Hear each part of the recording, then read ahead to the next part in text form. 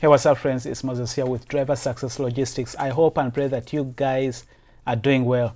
So in the last video, we talked about CSA. And so the question in this video that I want to answer is, how then do they find out about those 7 areas that we talked about? In the last video, we said that the areas that really determine your CSA, the things that the Fmcsa is looking at, it's looking about the unsafe driving, hours of service, driver fitness, controlled substance and alcohol, vehicle maintenance, hazardous material, and the crash indicator. So then the question becomes is, how do they find this information? How are they able to put together your CSA by gathering this information? There are 3 areas that they use, or how they are able to get this information. The first one will be through auditing, right?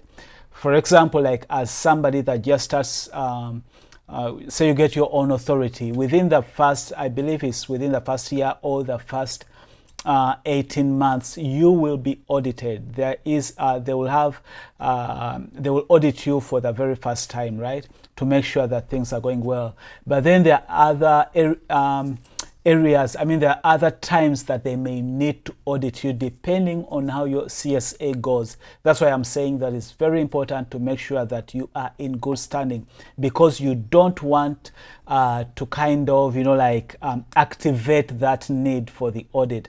Because when they see that your CSA score is really bad, then that means that you activate them and they will come to look at you. So the 3 areas is how they are able to gather this information about your CSA. Is the first one is through the auditing, right? The second one is through roadside, inspections. When they do those roadside inspections, or when they pull you over in the scale and they audit you, that means that they are collecting information. Whatever information comes out of there is going to go towards your CSA. And then the third area is going to be that crash indicator that we talked about. That's if you are involved in an accident in any way, then that means that they are going to collect that information. So through audits, through roadside inspections, and through crash indicators, they are able to pull together this information so that they can determine what your CSA score is.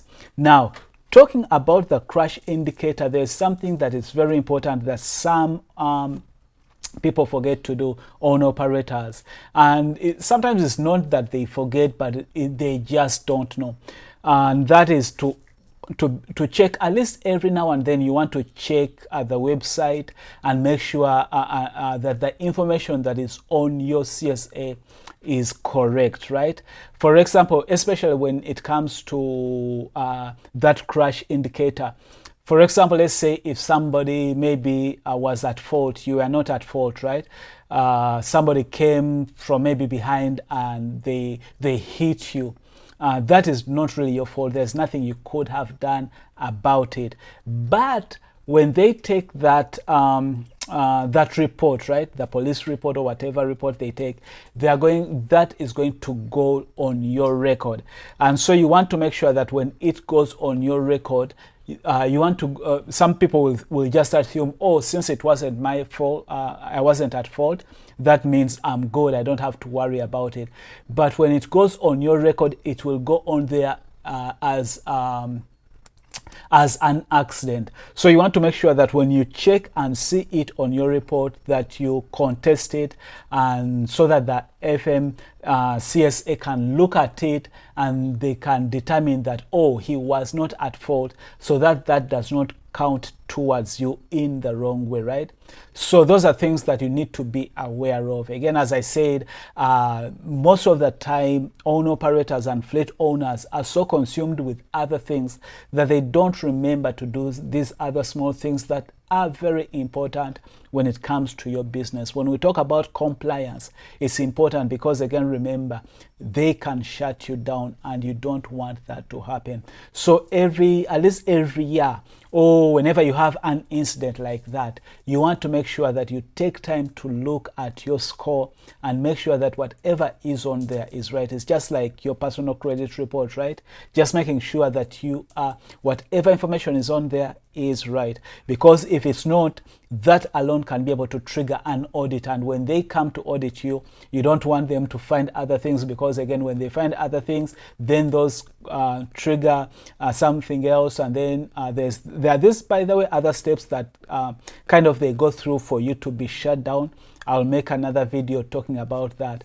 But you want to be very careful about your compliance.